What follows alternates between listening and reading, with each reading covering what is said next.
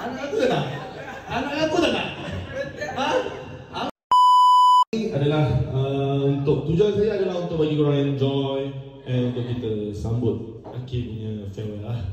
Okay, sebab dia walaupun dah bukan dengan Opa Zuzu, tapi dia datang dengan cara baik, dia pergi dengan cara baik.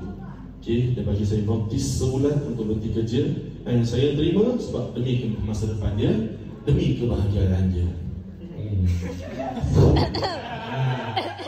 So, sekarang sebenarnya aku nak tahu, aku nak jujur juga. Betul tak sebab bercinta? Tak payah nak orang bohong. Habis sebab hang marah dengan aku. Hang merajuk dengan aku. Merajuk dengan aku, tak cinta dengan aku. Cakap lah, dah belah dah pun. Anak tengok apa? Aku tak pukul hang pun. Aku nak aku sekarang. Baik aku sekarang. Anak aku tak nak? Anak aku tak nak? Aku bukan kerja aku dah. Aku nak rembat hang nak belah-belah. Apa yang aku cakap? Apa? Takut? Apa? Betul lah. Sebab Jujurlah. Sebab surprise.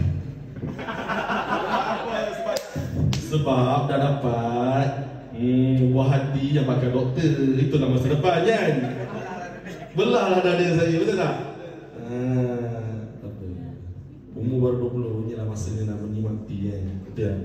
Kebahagiaan, bercinta tu kan. Tapi nanti kalau dah kecewa, jangan cari aku pula. Jangan nak cari aku, duk mengadu kat aku. Dia dengan lelaki lain ke apa, aku tak nak dengar lah. Kalau hang mengadu kat aku cakap hang padan muka. Aku cakap padan muka hang, pergi mampus.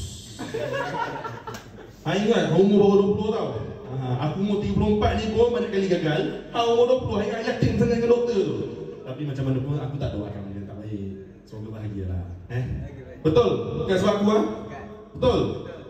Betul. Betul. Betul lah? Betul. Janganlah, betul cakap lah. Sumpah betul. So sayang aku tak? Sayang. Betul? Betul kan ni? Beg kita macam sama je. Cuba tengok sikit. Beg kita sama tak? Cuba tengok sikit. Kata sayang kot. Dia nak tiru 100% kot. Happy birthday to you. Happy birthday to you. Happy birthday to Akif. Happy birthday to you. Allah selamatkan kamu. Allah selamatkan kamu. Allah selamatkan Akif Iskandar. Allah selamatkan kamu. Semoga murah rezeki, semoga panjang umur, semoga itu, semoga ini, semoga berjaya, semoga bahagia, semoga kahwin dengan doktor, macam-macam lah. Dipanjangkan jodoh, jaga elok. Saya lepaskan demi kebahagiaan. Okay? Jangan lupa jemput kami. Jangan lupa.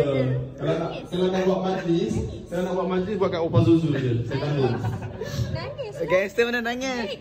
Betul lah nangis. Sabar kita nangis.